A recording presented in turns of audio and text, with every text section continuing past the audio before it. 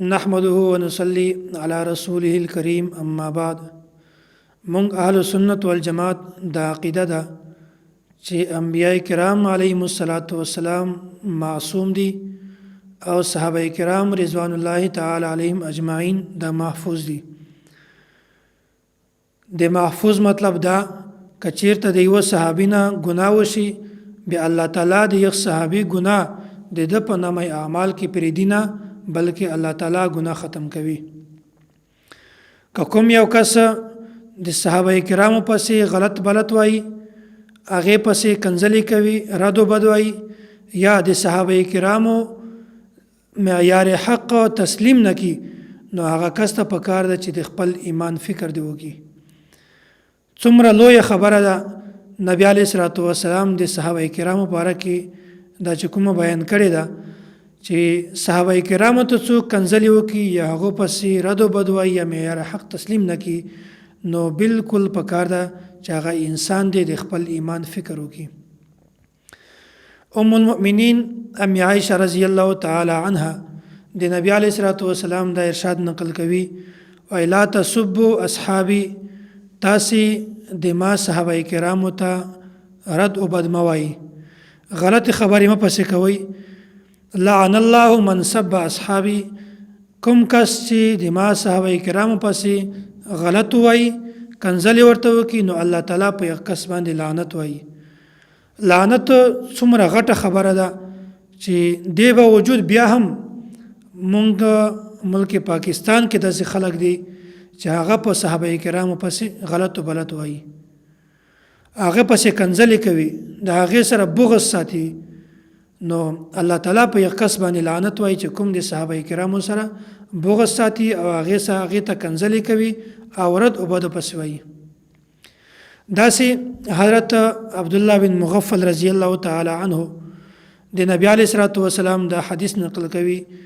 وای الله الله فی اصحابی لا تتخذوهم غرضا بعدی. تاسې د ما صحابه کرامو په باره کې د الله تعالی نه ویریږئ د الله تعالی نه وډارسئ لا تتخذوهم غرضا بعدی او ما نه بعد صحابه کرام تاسې د اعتراضاتو نشانه مه جوړوئ. فمن احبهم فبحبي احبهم چا چې دوی سره محبت وکړو نو د ما د وجنه د صحابه کرامو سره محبت وکړو د ما د محبت د وجنه د صحابه کرامو سره محبت وکړو. ومن ابغضهم فببغضي ابغضهم او چا چې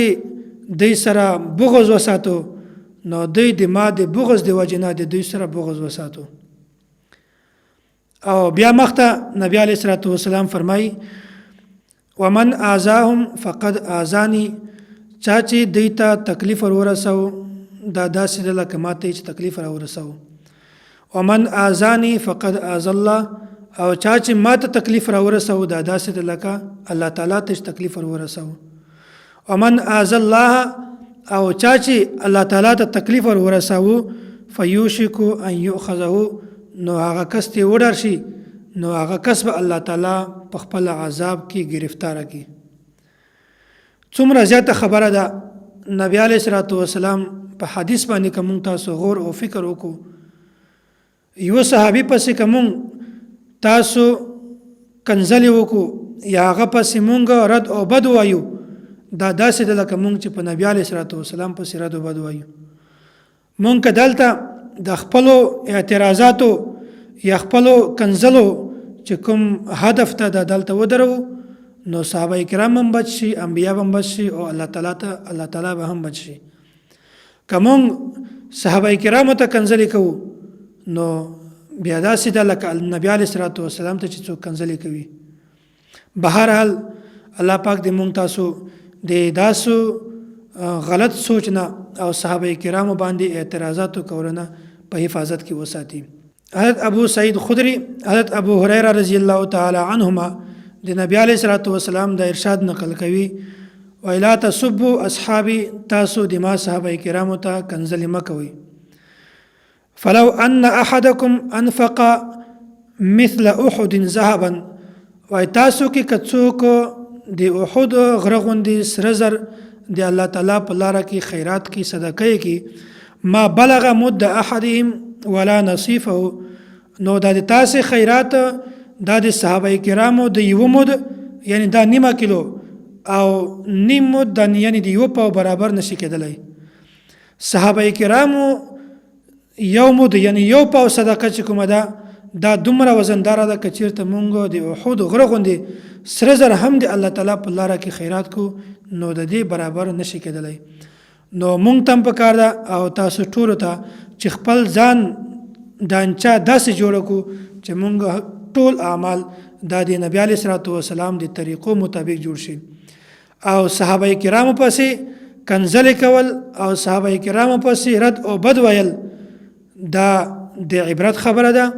او داسې خلکو ته پکار ده چې هغه د خپل ایمان فکر وکړي. واخر دعوانا ان الحمد لله رب العالمین.